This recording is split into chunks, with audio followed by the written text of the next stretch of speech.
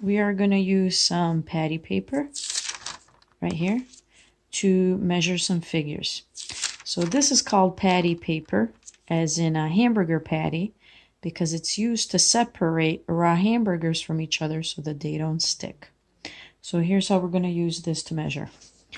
You look at the figure you want to measure. So for this example, we'll do figure A.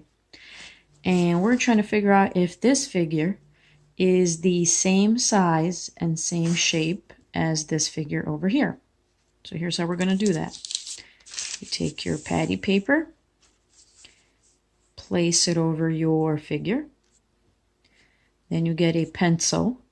And you want to make sure it's a pencil and not a pen, because pen doesn't work really well on patty paper. It doesn't write as nicely. So you take your pencil, you trace your figure, and you just try to do your best. So don't rush. Trace it as best you can. Okay, and now that you've traced your figure, you just slide the patty paper across, move it around, try to position it, okay, over the other shape, and then we can see, okay, the tracing on my patty paper lines up perfectly with the figure on the paper itself, which means that yes, these two figures are in fact the same size and same shape.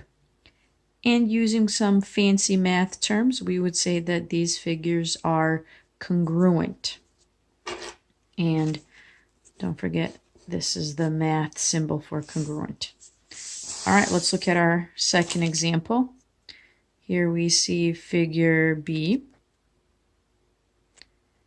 So we're trying to see if figure B is congruent to this figure over here. So we're going to do the exact same thing we did before. We're going to take our patty paper, take our pencil, trace to the best of our ability the figure in question. I didn't do such a good job, but try to fix it a little bit. Oh, sometimes fixing it makes it worse, so maybe be careful there. All right.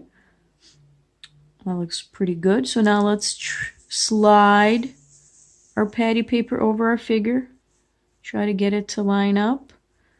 And you can see, if we try to line up these sides, the other ones don't match up at all. So now we can say that the figure over here on the left and the figure here on the right are definitely not the same size and same shape. And using math language, we can say they are not congruent. So now, take your patty paper, get your pencil, and you're going to do the same thing with the figures on this worksheet. Good luck.